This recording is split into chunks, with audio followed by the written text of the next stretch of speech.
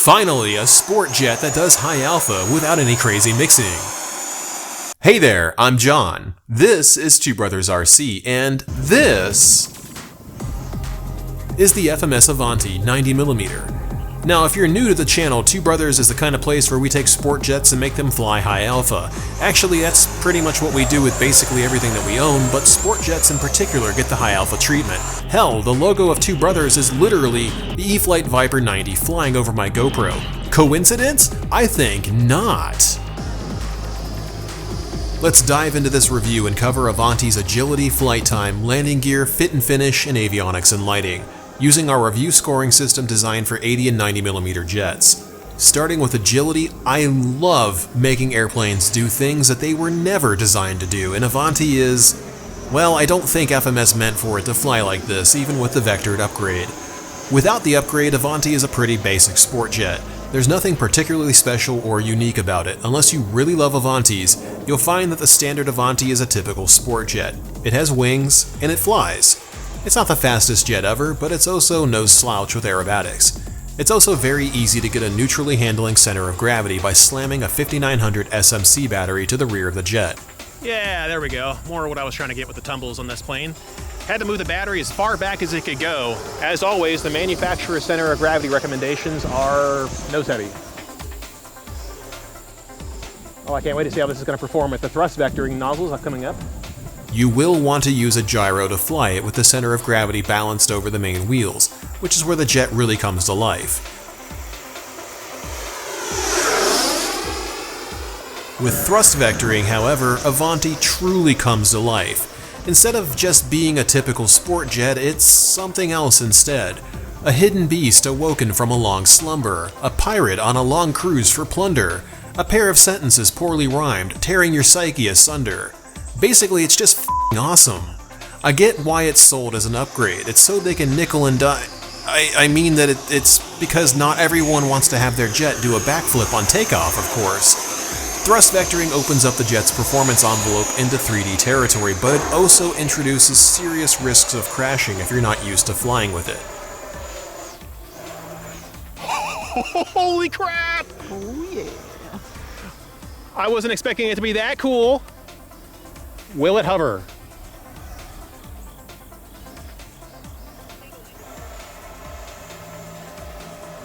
I dare say it do. It does hover. Do I feel confident getting it that low? I don't know. But it is nice to know that the 6-cell 1950 kV FMS motor is capable of doing it. Now the thrust vectoring nozzle is on the gyro using an AR-10360T. And it's doing a ton of work to keep the plane stable, very much like my AS3X Gripen, which was amazing to fly.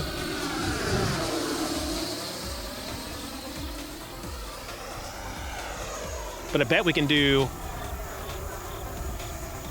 blenders with it now.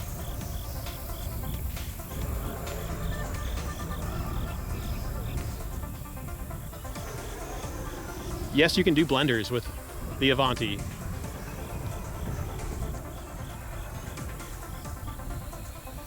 I'm really liking that we have the ability to do thrust vectoring with more jets now. It's something that I think more manufacturers are going to be doing now that Horizon Hobby came out with the update to the Spectrum radio system that allows most radios to be 14 plus channels. Now that we all have the ability to have at least 14 channels, most people now having 20, we're going to see more airplanes like this coming out with thrust vectoring as an option. Please, this is the best way to fly, especially now that we can all use the gyro the way it was supposed to be used. Oh my gosh, this is fun. Thrust vectoring changes everything. What you should be aiming for with the Avanti is to get the plane balanced right over or slightly in front of the main wheels. Balancing about 20 millimeters behind the recommended marks with an SMC 5900 pushed all the way to the back. So if you slightly lift the plane up like this, it should still go down, but if you get it to about this angle, it'll stay still, and right there it'll sit on the tail. So basically, what you want is to balance exactly where the main gear struts are. So from my perspective, this is what you should see. That's where you're looking for the balance at. That is where the plane is going to be really performant, and it's not going to be nose heavy. When it's nose heavy, it can't really do a whole lot. It'll fly straight, but that's about it. You get it to the level where I've got it, you are going to need the gyro to keep it stable. At the center of gravity that we're using now, it's very important that you use a gyro if you're going to have thrust vectoring turned on, and here is why. We're going to go up and use these clouds so you can see exactly how swirly it gets. Gyro is completely off. I'm barely pulling the stick right now. Good God. Okay, I have to turn it back on because it is basically uncontrollable. Now if I turn the gyro or the thrust vectoring off, we are now zeroed on thrust vectoring. That is barely pulling the stick right there. It's like, okay, turn it back on before I crash. There we go. The kind of stuff that you're seeing me do with this plane with thrust vectoring, and really sometimes even without it, requires that I have a gyro in it to keep the plane controllable. To get it to do these awesome backflips like this, the plane is naturally unstable, and the gyro is introducing the stability that is lost when you move the center of gravity that far back. Well worth it, in my opinion, to be able to do stuff like this, because you can't do that in the stock form. Even with thrust vectoring, it would fight you. So using the AR10360T and the multiple gyro setup that I've demonstrated on the how to work with AS3X Plus video that we published recently, you will see exactly how incredible this jet can be. 8-cell takeoff, here we go.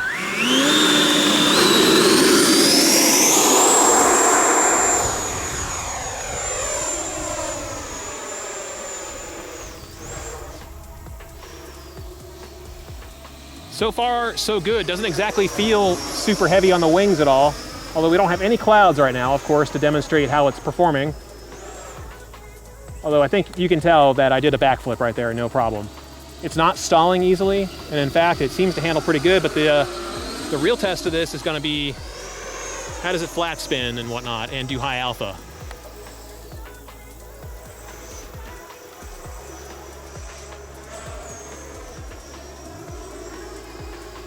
So far, I can't really feel a major difference between the 8 and 6 cell setup, which is normally something I can intuitively feel.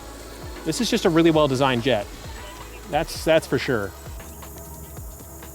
Good.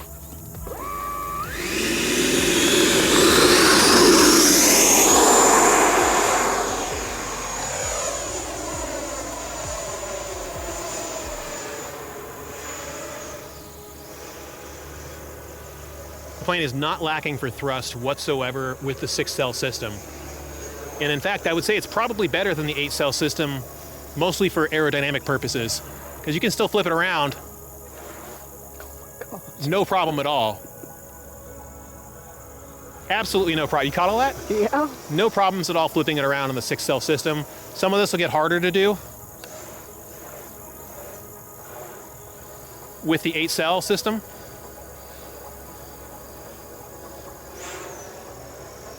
But it'll still fly. We will take it up on the 6-cell or the 8-cell system and compare pretty soon. But right now, it's flying like a dream.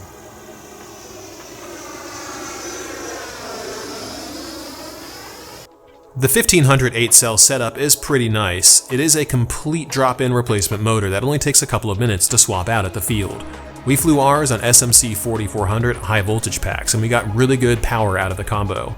Despite what I said on camera, the flat spins were actually noticeably worse, as were most of the post-stall maneuvers due to the wing load. They did look sloppier and the plane wobbled way more. It is definitely more powerful than the 6-cell system, by far, but I don't know if the wing load penalty is worth it yet.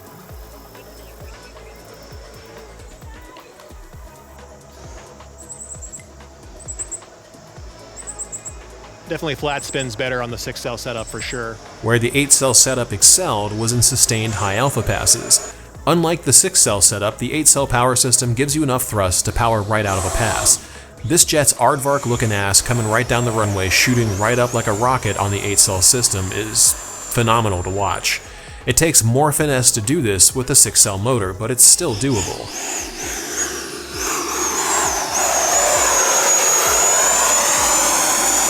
Full throttle.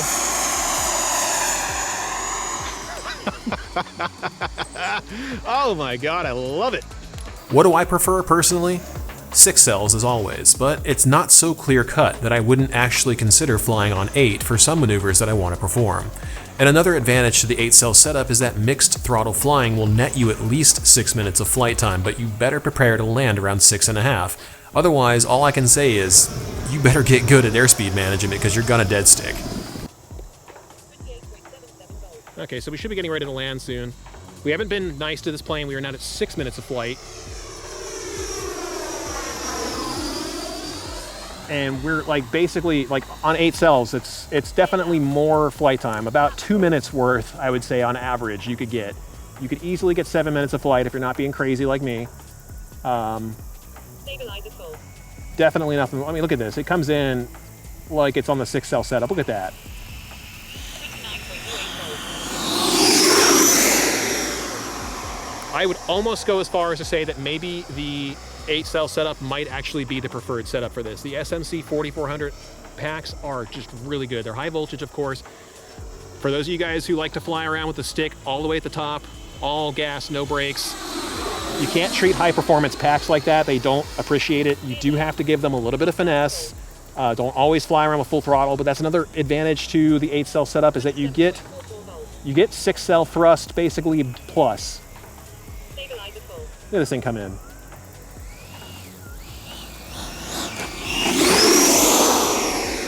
We are at 7 minutes and 12 seconds on this pack. I'm just gonna go ahead and bring it in now just in case. Flight pack 20.56 volts. Flight pack 19.42 volts. Gear down. Flight pack 16.76 volts. Emergency landing. Bus up full. Oof. 21.65 volts. Almost lost the plane. Yeah. Okay, so 7 minutes might be pie in the sky on this one. I'm gonna have to go get her. Those SMC packs are pissed. It ain't coming back, no. But yeah, averaging about 5 minutes of flight with these SMC 5900s, including the new batteries that Danny sent. These things are doing great. And the jet performs really well with them so far. I have no issues with it. I'm actually flying without telemetry right now, so that shows you how much I trust these SMC packs, that I don't mind flying it telemetry-less. I'm just going by my timer right now, so I'm at 4 minutes. I'm gonna turn her up so we can actually hear her call out 5 minutes pretty soon, because we're hitting 4 minutes, 30 seconds. Let's touch down right in front of us. There we go.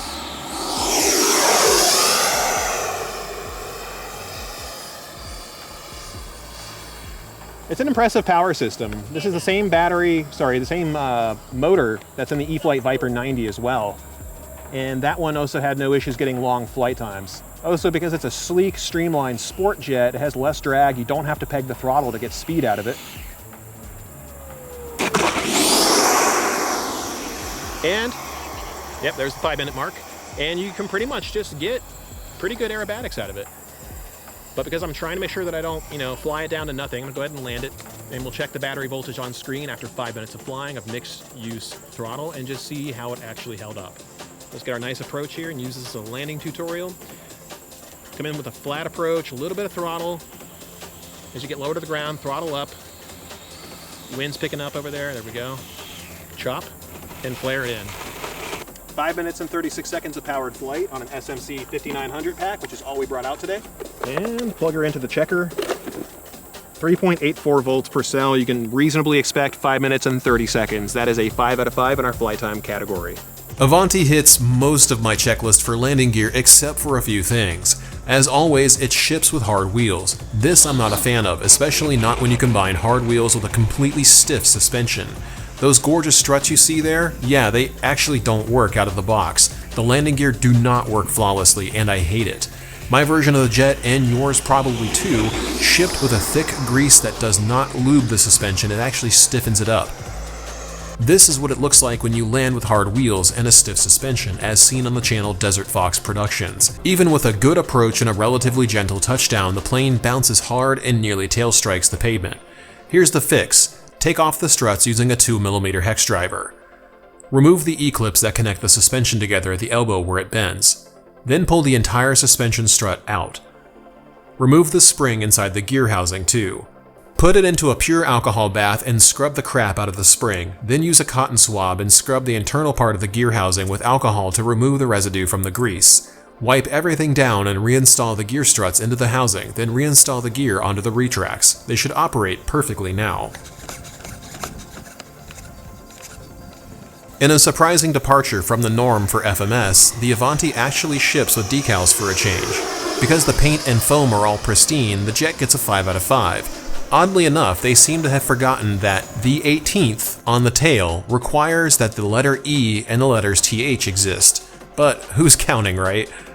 Check out how well the flaps and hinges are set up for this plane too while you're at it. We have gapless hinges on all surfaces. We have slotted flaps. There's an actual gap for air to flow through, just like the Viper 90. Can you see through the gap there? Mm-hmm. That's super awesome.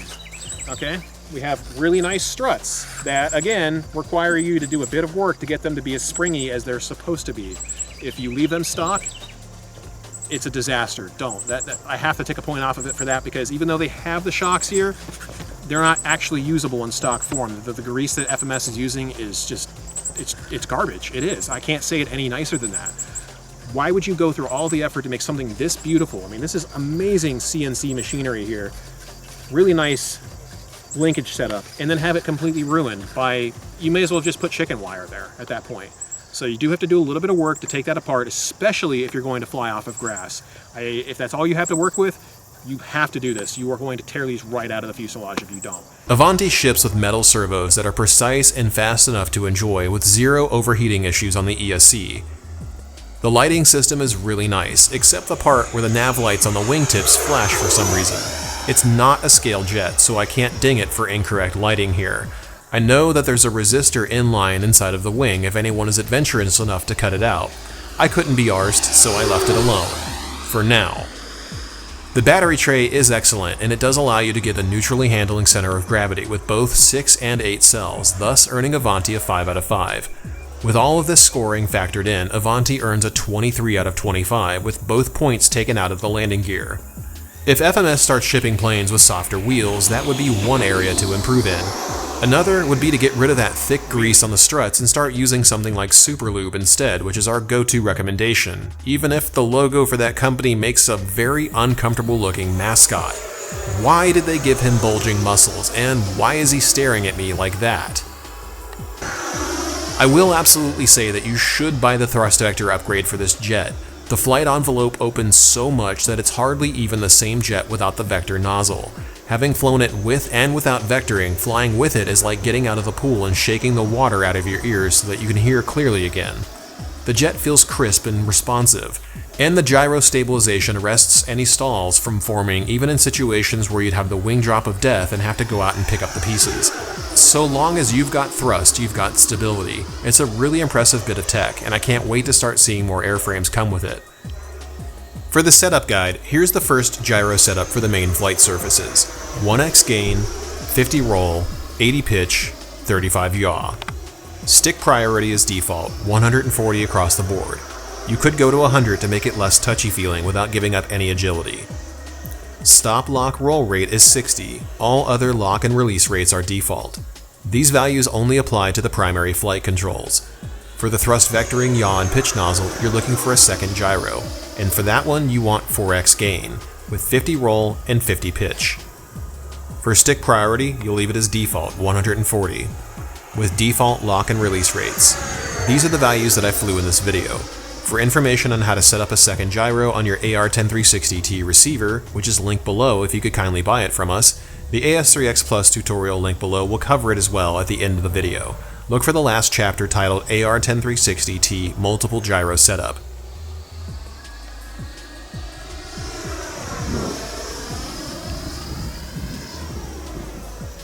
Instead of showing you how to set up this plane, what I'll do is one better.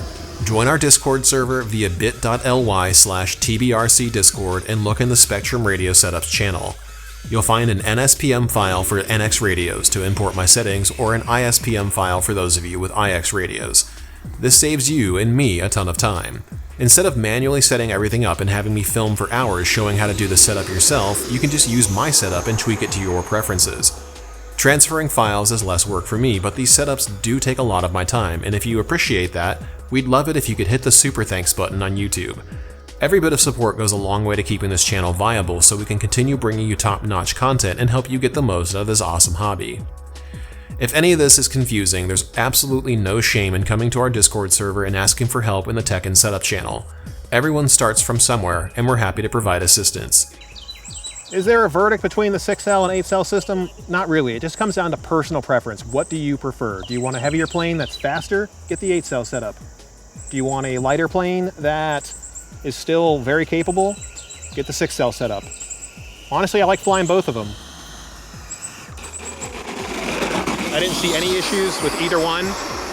I didn't have any problem flying either one. The 8-cell system is definitely more prone to stalling. I guarantee it will stall harder if you don't have the thrust vectoring on the gyro, or if you don't have thrust vectoring at all. I will say that you definitely do not want to put the center of gravity as far back as I did sans gyro. You will run into major issues. It will be nigh uncontrollable.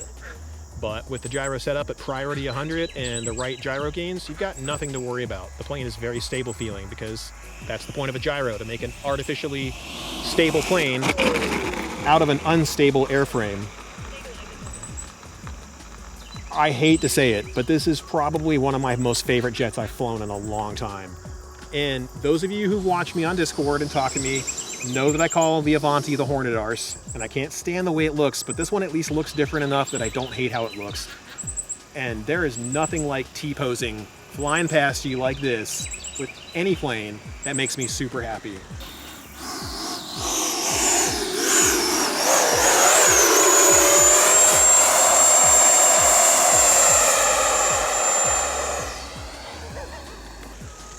Links are in the description if you guys want to support what we do here at Two Brothers RC. It's really appreciated. We're on a strict video schedule this week. We're doing Tuesday and Saturday, busting our asses to get this one done, and still trying to have fun at the same time. One other thing I will note, I will highly recommend that you take a notch out of your elevators here. If you see the little notch on the inboard part of the elevators there, it should be straight across. I cut a notch out on both sides. The reason for this is that at full deflection, they actually smash into this. And that's kind of unfortunate, because you do need that elevator authority to do some cool stuff. Most people wouldn't have even noticed it if I hadn't said anything about it, but it's there, and it is something that you do need to know. It's not hard. Take a sharp hobby knife, 45-degree angle, just cut it out. Keep pushing the elevator stick down until it stops hitting, and then you have nothing to worry about. Thrust vectoring system, again, make sure you put that on a gyro. It is amazing to get a plane that is this unstable to fly past like this. There's something wrong about it, but I love it. And I also love that more manufacturers are coming out with thrust vectoring. We need more of this. Everybody now on Spectrum, which is the dominant radio system in the US, has 14 to 20 channels. Everybody can get on this train. My AR-10360T is mounted up in here, and it is not hard to work with at all to get it set up. I'll show you guys how to set it up and everything. It's going to be even more work for this video, but it's worth doing. It's not fair to me to show off how awesome this stuff is and then not give you guys the ability to replicate it yourselves. See you guys next week, and thanks for watching.